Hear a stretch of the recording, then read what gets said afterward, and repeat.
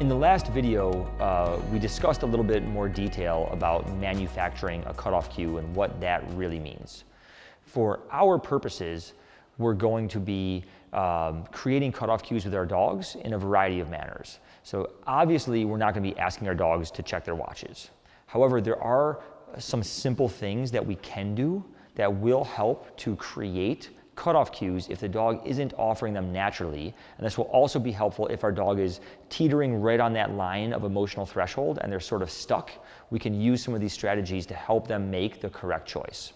So the first way that we're going to talk about manufacturing cutoff cues is going to be kind of low-key, right? We want to start off simple with our dogs and really give them an opportunity to learn what we expect. And there's a few different ways that I'm going to suggest that you do this, but you can get really, really creative. So some of the common ways that I will manufacture a cutoff cue will be calling the dog's name, sometimes giving a command that they know, like here or come. But sometimes I do kind of silly things, right? So I had a client, for instance, with a dog who was a black German Shepherd who was very insecure about young children.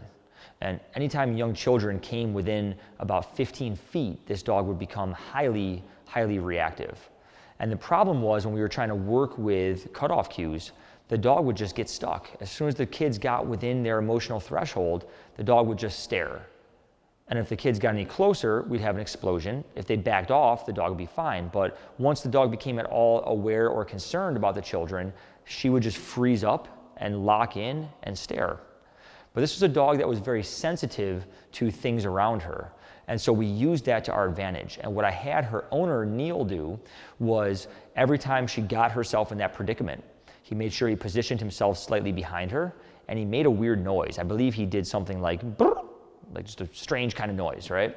And when he did that, his dog would look back at him. What the heck? And as soon as his dog looked back, he'd say, yeah, great, let's get out of here. And he'd move her away.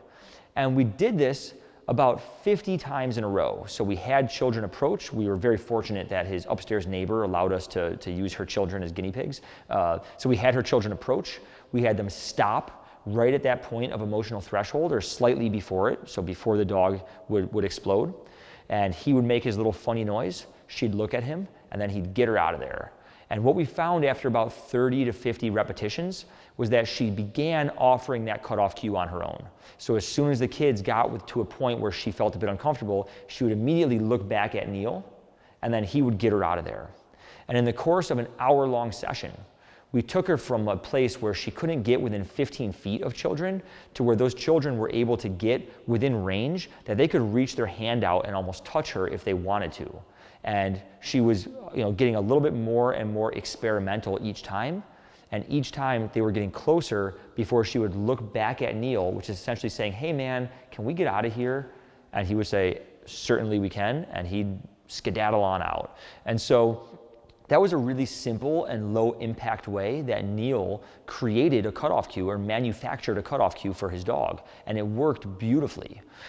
So you can try things like that. You can try, for instance, even sometimes touch. I've gone so far as to just tap a dog on their rear end right above the base of their tail. And sometimes that gets a dog's attention. So there's a variety of things that we can do. As we move forward in the course, we're going to be talking about a little bit more intensive ways of manufacturing a cutoff cue that we can utilize if we really need. But for the purposes of where we're at in training right now, we really want to begin in a low impact way and start playing around with these concepts for both you and your dog.